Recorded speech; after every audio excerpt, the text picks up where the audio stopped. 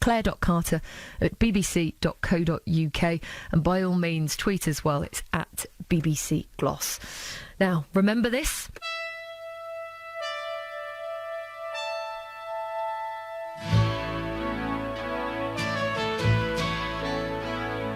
After almost 30 years away, the 80s TV classic is making a comeback. You know, Robin of Sherwood. Well, this time, this is such an interesting project. It's making a comeback to audio. It's called The Knights of the Apocalypse and was written after the end of the series, which finished in, 86? By the creator of Robin of Sherwood, Richard Kip Carter. But this was never filmed. Now, in tribute to Kip, who passed away back in 2012, every penny in profit to this will go to his favourite charities. And everybody signed up to this. The original cast are getting involved, the likes of Ray Winston, Jason Connery, Judy Trott and Nicholas Grace. And Gloucestershire's own Barnaby Eaton-Jones will be directing and producing this.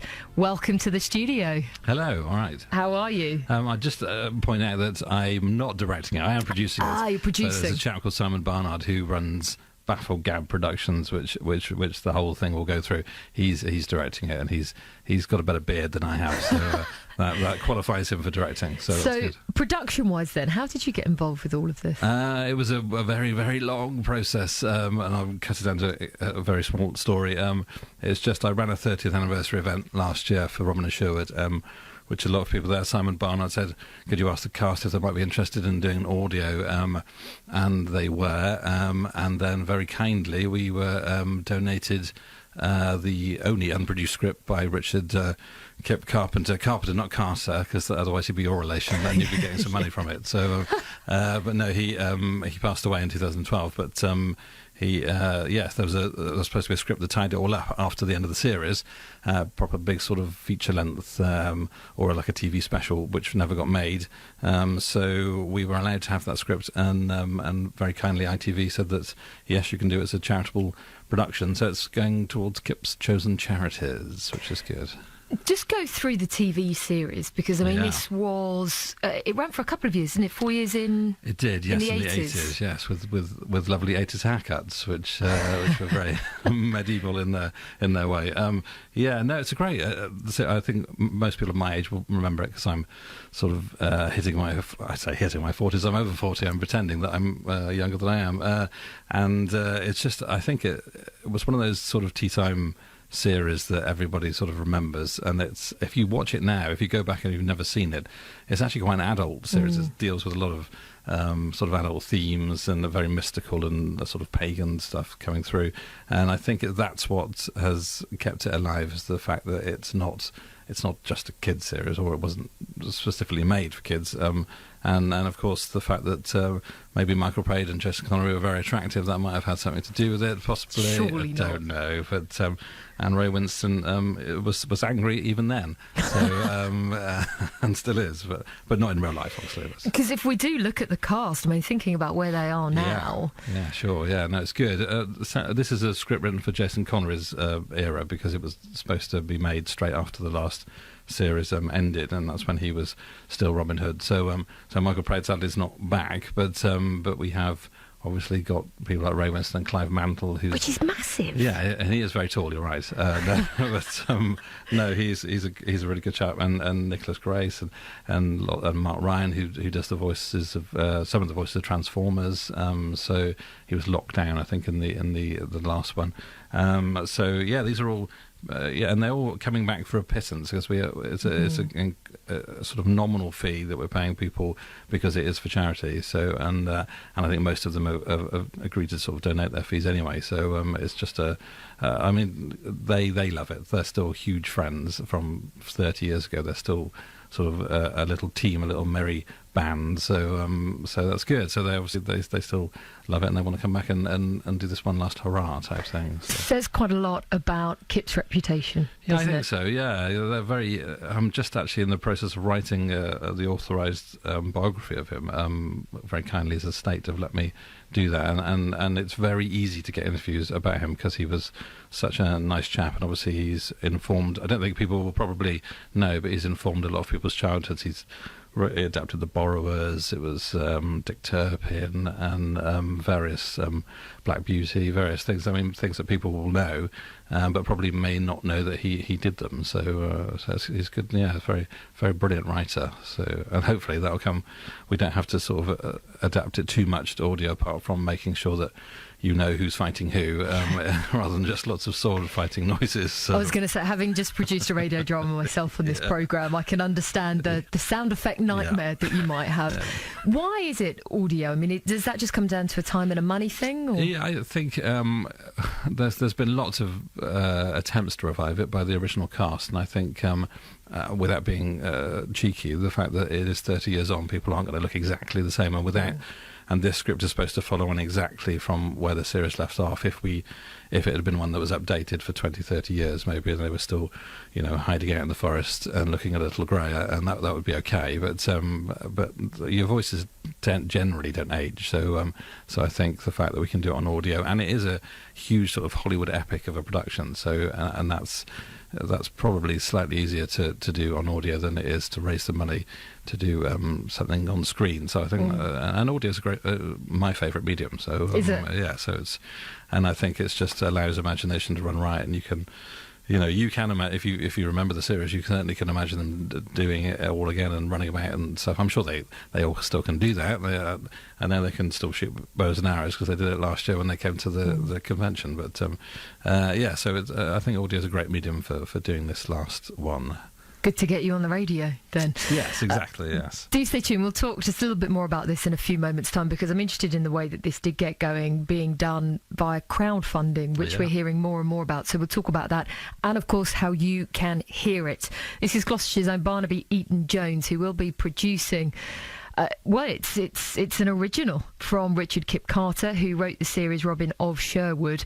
To audio, you'll be able to hear The Knights of the Apocalypse with the original cast. So, as I say, details of when all of that will be released in the next few moments. In the studio at the moment, Gloucestershire's Barnaby Eaton-Jones, who is actually producing... It's an original, but in some respects then a comeback as well. If you remember Robin of Sherwood, the 80s TV series, well, the unpublished work of Richard Kip Carpenter, The Knights of the Apocalypse, has actually been picked up, and Barnaby is part of the team who, they're bringing this back, but it's coming back to audio. The original cast signed up, the likes of Ray Winston, Jason Connery and Nicholas Grace. Barnaby, this is... It is... huge, really, isn't it? It's a big project. Yeah, it is rather large. And one thing that's really interested me is the fact it's all been done through crowdfunding. Yes, we did that because we just thought it was a nice idea to get the fans involved, because obviously if you can donate to be part of the production anyway, then it means, and there is a huge Robin of Sherwood fan base. So that's sort of why we did it. We thought if we can raise the money that way, and then it's like everybody is sort of is joining in and helping. But we had quite a small budget for an audio, and it wasn't really. I say £10,000 is not a small budget, but it was. Yeah, we went live, and in under 24 hours the budget had been gone. So people in a day. Yeah, less. Yeah, which was bizarre, because obviously we were expecting it to be a few more days. But there are, as crowdfunding does, there are perks that you can have. I mean, the standard perk is obviously you get the CD for paying whatever the amount of money is, but there's other things like signed scripts and posters and what have you.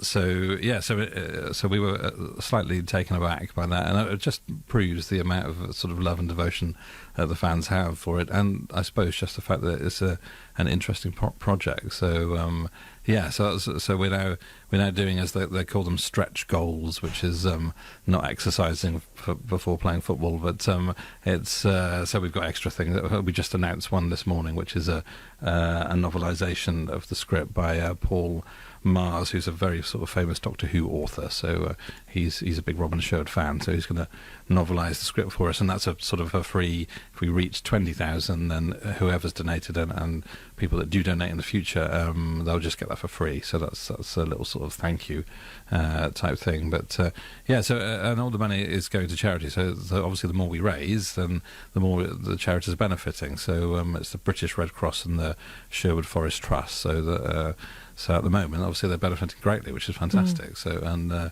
and hopefully we've still got about 26 days, I think, of the crowdfunding thing to do. So also shows that people are going to listen to it, because if they're willing to pay for it, then the audience is there, isn't it? Well, unless they're using it as some sort of frisbee, as when we send out the CD, I don't know. But, so yes, it's on CD and download. It's not. We're not broadcasting it on any channel at the moment, but certainly sort of.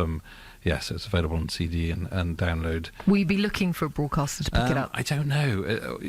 Possibly. Because it's a charity thing, I suppose we'd have to renegotiate most of the rights and things, and plus the actors themselves. So at the moment it's just this, but hopefully with the success of it, you don't know what's going to happen in the future. I don't know, we might be sharpening some more arrows, I've no idea, but just trying to make as many terrible Robin and Sherwood type puns as I can as we're going It's through. going really well. Yeah, thank you very much. I'm actually really liking it. I'm wearing tights at the moment. So.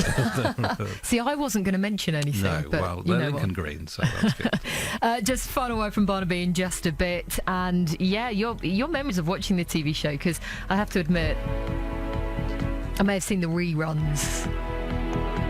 Pardon? That's because you're very young. There we go. Thank you very much to Daniela, who just wants to pass on her congrats to Barnaby, who's in the studio, saying well done on now bringing back to audio an original script of Robin of Sherwood, which, if you remember the series from the 80s, it was something that... Lots of people will remember this, won't they? Lots of people from different ages. Because, as I said, yes, all right, I watched the repeats. But it did span longer than just that period in the 80s, didn't it? No, it's a very short period, isn't it? 84 to 86, so it's quite a short period. But because I think lots of people had posters on their wall and stuff, and liked sort of licking the face of Michael Braden and Jason Connery every now and again.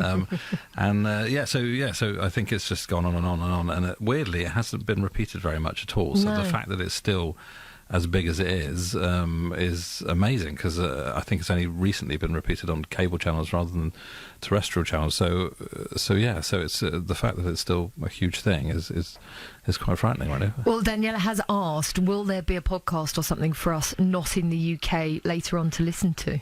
You probably, something along those lines. I think we're trying to do. As we go, we're just trying to sort of, we're taken aback by stuff, so we're sort of on the back foot at the moment. But something we'll probably do something like that, and there's certainly as a behind the scenes documentary that will be on the CD and things like that. So it's just.